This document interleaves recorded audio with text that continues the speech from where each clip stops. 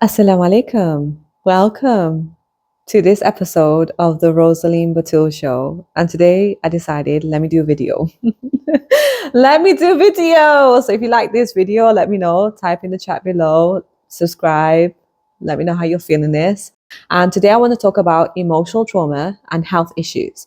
Now, I posted on Instagram, tell me your health issue, and I will tell you the emotion that is stored behind it, and people are flabbergasted at how accurate I am. Well, girl, that's because I've been doing this for a very long time. It actually started when I was 5 years old. So let me take you back to way back when I was 5 years old, and I had to learn that my mom had kidney failure. I remember my mom coming home from the doctors, and she said to me, "I'm going to die in 3 years." And me as a 5-year-old girl thinking, what? You're gonna die? What does that mean? She said, yeah, the doctor giving me 3 years to live. And my mom was laughing, like, I'll beat that, I'll show them. But me, I was just so traumatized, thinking, how is my mom so calm about this? What's gonna happen to me if my mom dies? Does she not care about me? Like, I was going through it. But I never expressed that to my mom. Now, before that, I went through a lot of abuse from my dad, mainly SA. And I witnessed domestic violence. I witnessed a lot of emotional abuse as well. So before that, I had gone through that, but I didn't remember it back then. I didn't remember it. All I remember, that pivotal moment, is my mom telling me she's going to die in 3 years. And I'm just like, oh my God. Now, fast forward to when I'm 12 years old, guess what? I find out I have scoliosis. Yeah. So I developed pain in my shoulder and I developed TMJ.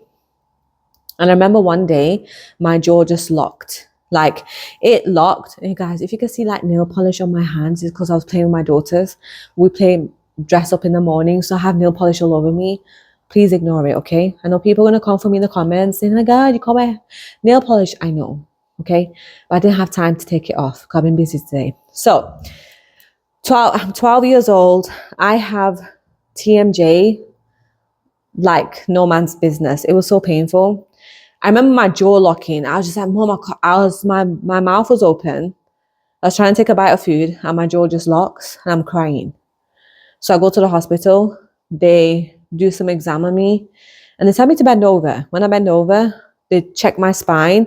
They go, girl, you have scoliosis. I'm like, huh? What is that? And I started laughing. They were like, yeah, your spine is curved. So I went for an x-ray and I see my spine is literally like an S. It's like, I'm looking at my spine. It's like, girl, is that you? Is that your spine? What? I was actually quite intrigued and I laughed thinking, oh, no biggie. I went home to my mom. I think my brother took me to the hospital. Went home to my mom and I told my mom, hey, mom, I have scoliosis. My mom literally, if it looked like her world had collapsed. I have never seen my mom like that. She was like, what? And I remember her crying. I was like, Mom, it's okay. I'm not going to die. She was like, what did I do? I'm so sorry. I'm a bad parent. I should have made sure that, you were better and healthier. Because my mom had 2 sons who passed away from kidney failure. So I guess that's what triggered her to believe that maybe I'm going to die because I have a health issue now. So here I'm there joking with my mom, saying, Mom, girl, I got this. Don't worry about it. I'm fine.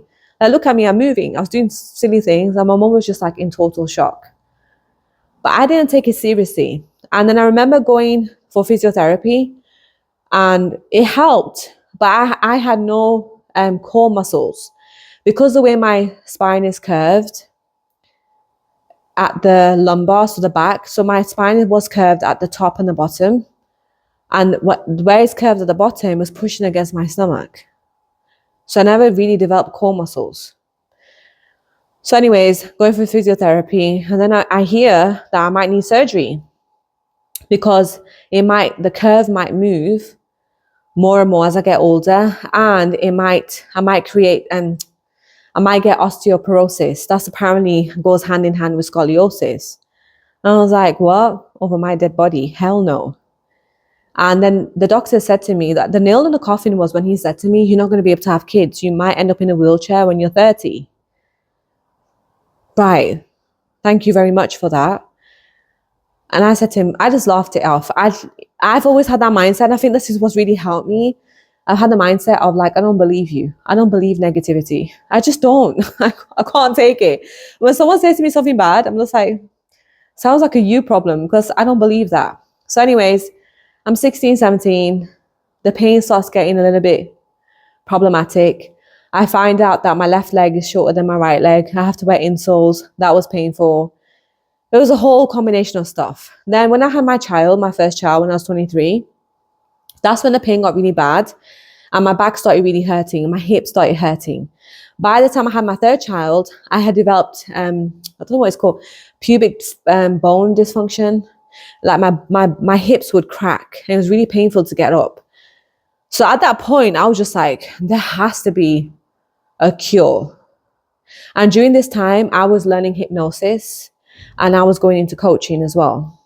So when that happened, I created a framework called Abundance Rewiring, which is actually better than the hypnosis that a lot of people teach, which is just about inner child work. So I figured out a system where you can delete the memory, rewire the subconscious mind, release the emotion in the body, and connect to your higher self in just like a 1 hour session. And I've done this like thousands of times and it always works. So I decided to do it myself. The way I did it is I recorded myself doing the abundance rewiring, and then I listened to it. I allow myself to go through the whole process. And girl, let me tell you, what came up was absolutely shocking. So for me, my spine represents support. Your spine represents support. When you feel unsupported in love, you feel unsupported in your identity too. Because for me, my identity became the parent to my mother. My mother was sick. I had to make sure that when I go to school, she had taken her insulin, because sometimes she would forget. And then I would come home and she's in a coma and I have to call the ambulance. So my life revolved around, is my mom going to be alive when I come home? I would wake up in the middle of the night to make sure she's breathing, because sometimes my mom would just forget to take her insulin, or she would take her insulin without eating food. You're meant to eat food and take insulin. So my life revolved around, is my mom going to die? And then sometimes I would come home and my mom was just not talking to me. And I'd be like, Mom, and she would ignore me. And that would go on for 2 weeks. So I would have to make sure that I tippy-toe around her. I have to make sure that I'm quiet. I don't make too much noise. I do my chores. I have to make sure that I'm pleasing her so that she can talk to me. So that created the pressure on my spine. And my father essaying me and me witnessing domestic violence when I was young. So when I did the abundance rewiring, the first memory that came to my mind was me watching my father with a chainsaw in his hand in the living room. I'm overlooking the living room because of the stairs we had. You were able to see the living room from above. And I had my brother with me in my hand. He's like 6 months old or 7 months old. Yeah, 7 or 8 months old. And he was crying. I'm crying. I'm saying, Mommy, don't do it, Daddy. Don't do it. And I remember blacking out because the stress was just so much, thinking that my mom has gone, like he's unalived her. And then I remember waking up in the back of a taxi with all these black bags surrounding me with our belongings. And I look up, I was like, Mom. And I'm just so relieved that she's alive. That was the first memory. So that's what caused the spine to start shifting. Now, the second memory I had was of my father essaying me. And I didn't know that it was essay. Like the things I remember, the acts he did was, in my mind, I thought that was normal. I thought it was normal for my father to do that to me, which is kind of like a warped mindset that I had, but I just thought it was normal. But my spine knew it was not normal. My spine was telling me, listen, girl, your dad did something to you. It's not normal for your dad to do that to you because he's your father. But because he did that to me, my mind was like, it's okay for people to hurt me because my dad did it. It's okay for people to take advantage of me because my dad did it. So my spine was trying to tell me, this is the infinite intelligence of your body. Your body tries to tell you what's going on emotionally. Your body's not trying to hurt you. It's trying to tell you what the emotional repression is for you to release it. So I cried for like a whole hour in that session that I did to myself. I got angry, I screamed, I cried, I screamed some more, I cried. I did it for a whole hour. I remember for a whole hour, it was just like I was purging, literally. it was like my body was just purging. I purged it all out, and I do remember the release. So when you do abundance rewiring, you will feel the release. The release for me was like I could breathe again, and it's like my chest felt lighter. I was gasping for air. It felt like I was reborn again. You know, when you come out of the womb and you're gasping for air, that's literally how it felt. And I was gasping for air, and I remember coughing, and then I fell asleep. And I woke up, and I'm telling you, I felt like a brand new baby. I felt lighter. My body felt so supple. And usually I have pain between my shoulder blades. That pain had gone. That pain was so painful. It's like a bruise. I used to have this bruised feeling in the middle of my shoulder blades. Nothing could get rid of it. No matter massages, whatever I did on it, didn't work. After I did that session on myself, girl, that pain went. It was as I can stretch my body out now. Like, I wasn't able to do this stuff before. It was just so pain. I'll be like this. Like, my arm, I could never move it more than this. I'll be like this. Now I can just, girl, I'm just like moving around. Whoops. I'm moving around everywhere. Like, I can move my body now. Before, girl, can you imagine? I couldn't move it past this way. I couldn't move my arm past this. I was in tears. I remember one time I couldn't hold my son. I was like, I can't hold him. I just can't hold, like my arm just won't move. It's just stuck. And then my jaw was stuck as well. Girl, since that day, I've not had any TMJ problems. Since that day, I've had no pain in my right arm. Since that day, I've had babies. I've not had no pubic bone dysfunction, whatever it's called. I feel like I'm like 12 years old again, 11 years old, just climbing the trees and having a great time. But I had to release that emotion. Now for my lower back, I used to get a lot of pain in my lower back. So I would always be hunched up like this, like just hunched. That's because my lower back used to be in a lot of pain. I wasn't able to stretch it out. So I had a straight posture when I was young. I used to get bullied for it. People used to always say to me, why do you sit like a queen? I used to always sit like this. So they used to always take the mick out of me. And I was like, that's just normally how I am. Now I've gone back to that kind of position. I sit with my back straight. It's natural. I'm not hunched over like this anymore. I'm not like trying to hold my arm. None of that happens to me. I'm just like very sturdy and supported. So the second session I did on myself was for my mother. Now I held a lot of resentment towards my mother simply because I felt like I didn't have a childhood. I felt like my childhood was robbed of me because I had to be a parent to my mom. And although it wasn't her fault, which is what you're going to learn on in this episode, where I talk about healing my mom's type 2 diabetes, I just had resentment towards her because I never understood. She never spoke to me about what happened in her childhood.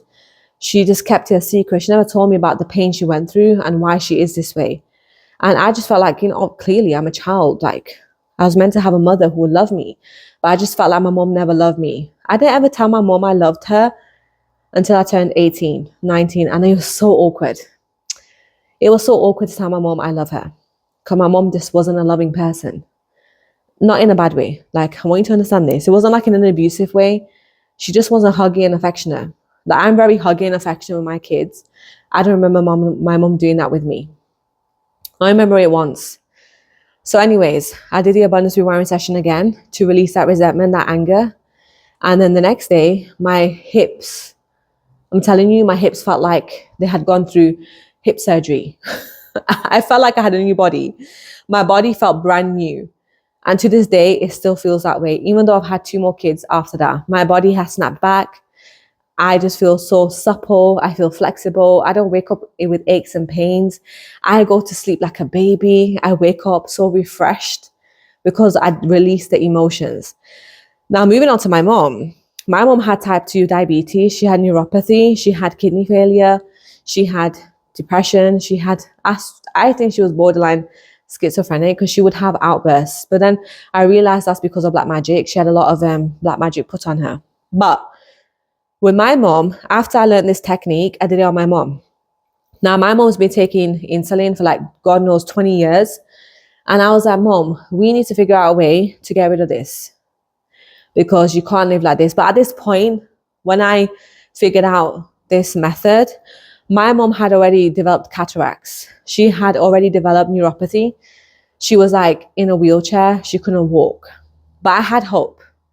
that maybe we can at least reverse the diabetes. So I did the abundance rewiring on her, and so much horrific memories came up for her. So many horrific memories from SA in childhood, like even from the day she was born, which is what happened to me. And just a lot of pain by her parents, by her community, by her siblings. Now, my mom wasn't allowed to go to school. She taught herself how to read and write. She got pregnant when she was 15 because she got married at the age of 15. She gave birth when she was 16, had no support.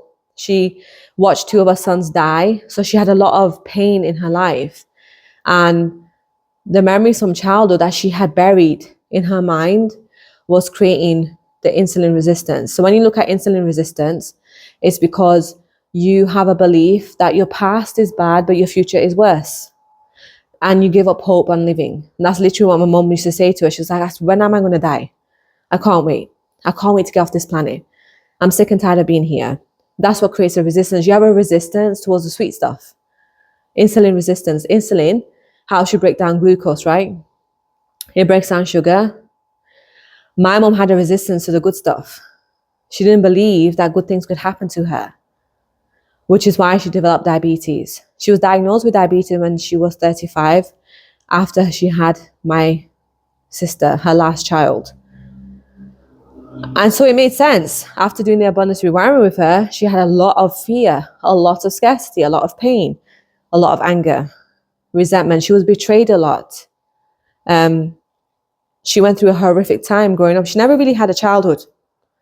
Similar to me, she didn't have a childhood, and she felt resentful of that. She wanted to do things, but she felt bogged down with responsibility of taking care of kids at the age of 16. I can't imagine having a baby at 16. I just can't. I know, like, I wish I did now because I'm married to my husband, and I wish I met him when I was younger. But if I was in the state that I was in before meeting my husband now, no, I don't think I would have been able to cope. So my mom was like a soldier. She's a warrior for being able to handle her business. Like, she didn't leave any of us with our fathers. She made sure we stuck together. She tried her best as a single mother, raising 8 kids. 2 of them passed away. So after we released the trauma, this is what happened. A month later, she stopped taking her insulin. I was like, Mom, don't do that. Like, at least come off it gradually. She was like, no, I don't need it. Because every time I take it, I feel sick. I was like, okay, that's interesting. And then when we took her blood sugar, because remember, I don't live with my mom, so I would visit her. So when I visited her, that was a month later after the abundance rewiring, I took her blood sugar, and it was in the normal range. I think it was 7. Anything below 10 is the normal range on that machine. And I was like, what? I was so flabbergasted. I was like, there's no way. There is no way. Because her blood sugars used to be so high. I swear to God, at one time it was 50. I can't remember, 48. But this time it was just 6, 7. So I took it every time she ate, I took her blood sugar. It just spiked up a little bit and went back down. I'm telling you, I was so scared to tell anyone this. Like, I've not told no one this until now. So anyways, now this is 6 months before she passed away. Unfortunately, it wasn't enough. I guess the work I did wasn't enough to release the cataracts, because the reason why she had cataracts is because she was just tired of living. And I feel like that's the belief that I just couldn't get rid of for her. She just wanted to go. And it's qadr of Allah anyway for her to have died. But she just had that, when you go blind, you have cataracts, you're just tired of seeing life. You want to go. It's like she was preparing her body to die. She was just like alive but dead. Neuropathy is the same thing. You know, when you have burning sensation in your legs, your nerves are burning. She was just done living. So she was at the point where she was done living. She was like, I've raised my kids. My kids are older. I can go. So this was 6 months before she passed away. And then she went into hospital in January of 2017. And what happened in 2017 is that she was struggling to breathe. And then they found a lot of liquid in her lungs, which indicated that she was having kidney failure.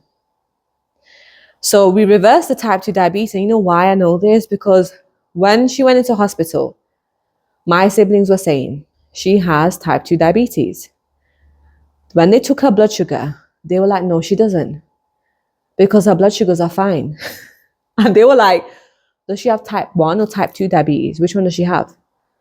And my siblings, because I was in Saudi, my siblings said she takes the insulin. They were like, but she doesn't have diabetes. So there's this whole confusion with the doctors. They looked through her records show that she has diabetes. But then they said, but it's not showing up. Her blood sugars are in the normal range.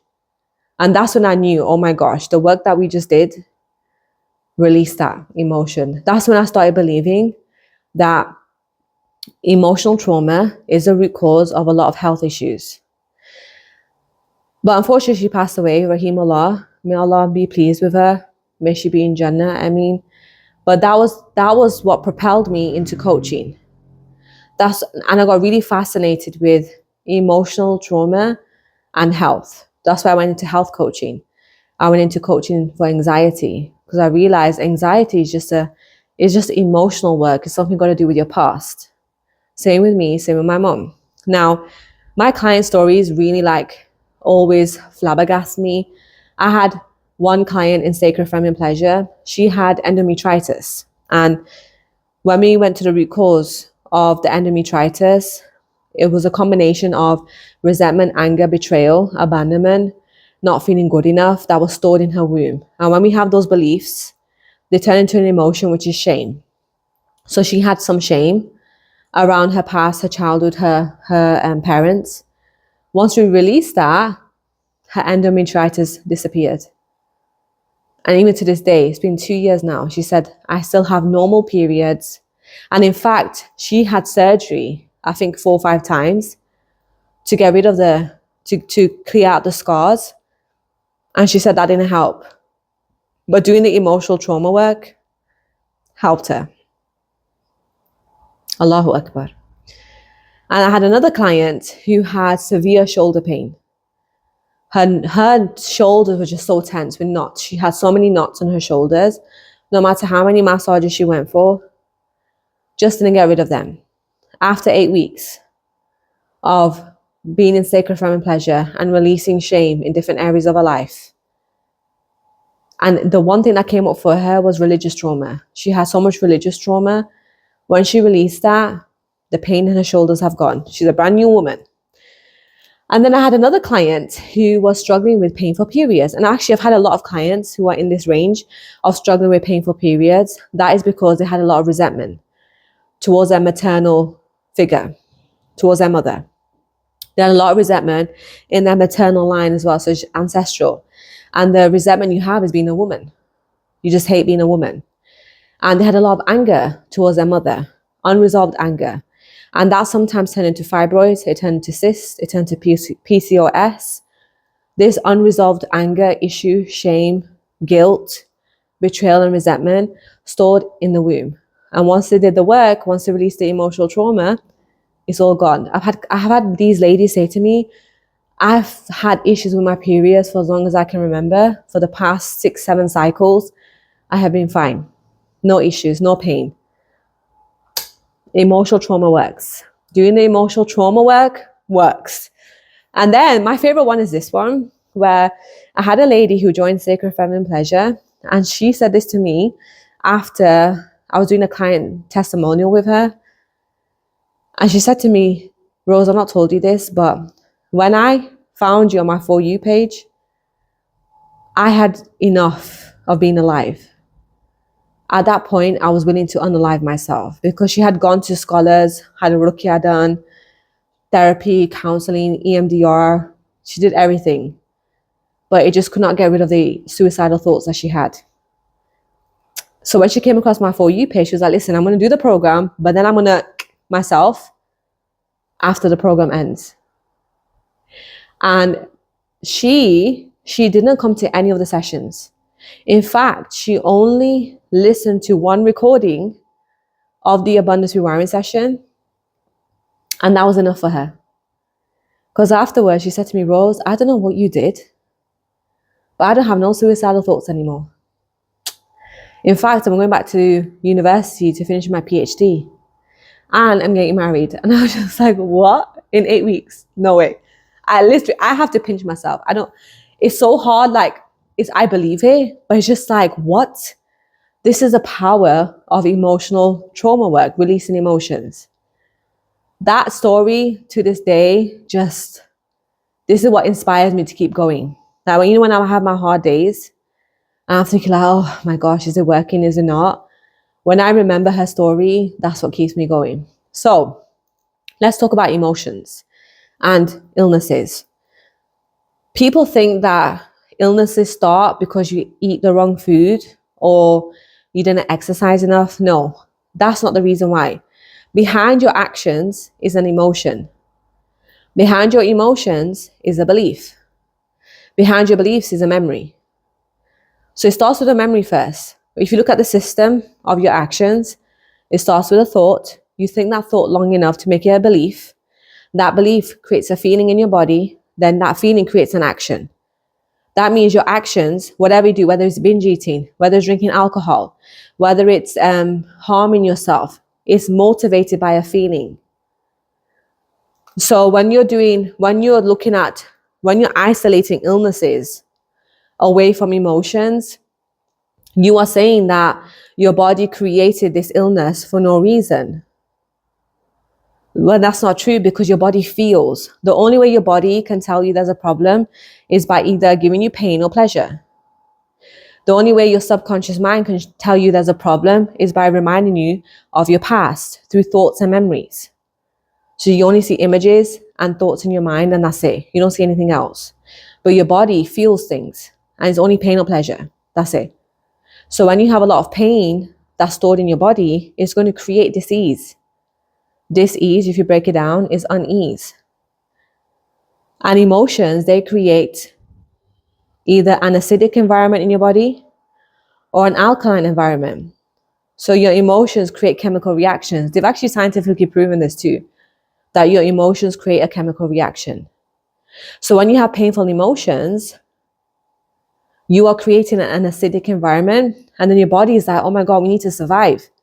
We need to keep surviving. So people think that cancer, diabetes is like you're doomed. No, you're not. Your body's trying to tell you something, that there's an emotion behind it that's creating the disease, that's creating these problems in your body.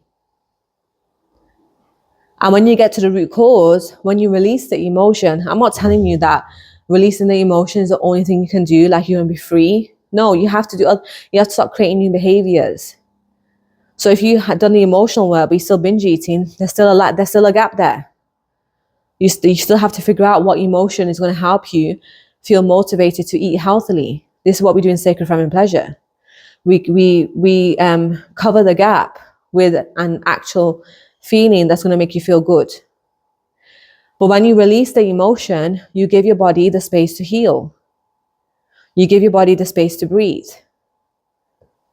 You allow your body to go back to the alkali state. And when your body's feeling more alkalized, that's when you're able to feel better. Your body comes out of survival mode. If you're always in survival mode, your body will never ever be at optimal level. Your body, your nervous system has to be in the rest, receive, and digest mode. And this is what we do in Sacred Feminine Pleasure. In the first 4 weeks, we focus on healing the masculine energy. And then the remaining 4 weeks, we focus on healing the feminine energy. And your body is a physical manifestation of your feminine energy. Your actions are a physical manifestation of your masculine energy. So when you're hustling and have insomnia and you're burnt out, that's because you're in your unhealthy masculine. You're in your unhealed masculine. And when your body is not the way you want it to look, maybe you have autoimmune diseases, you have painful periods, you have pain in your body. Maybe you have gray hair, you're losing your hair. These are all signs that you're not embodied in your healed feminine. So when you heal both sides of your energies, that's when your body starts finally relaxing. And I'm not saying that this is the only way. Before you start coming for me in the comments saying like, oh my gosh, you're trying to, this is pseudoscience. No, I've seen it in my own life. I've seen it in my mom's life. I've seen it in my clients' lives. My intention was never to heal their illnesses. My intention was to always do the emotional trauma work. And the result was them getting better. So girl, this is your sign. If you have any illnesses, autoimmune diseases, painful periods, you're not meant to have those issues. You're not meant to have fibroids. You're not meant to have cysts on your ovaries. You're not meant to have PCOS. No, it's not a disease that you have to live with. Hell no. No, that's not your life. You were born healthy and you will die healthy as long as you keep feeling your emotions. And this is the thing. We are so good at practicing doing things, but we're not good at practicing feeling. You need to practice feeling good.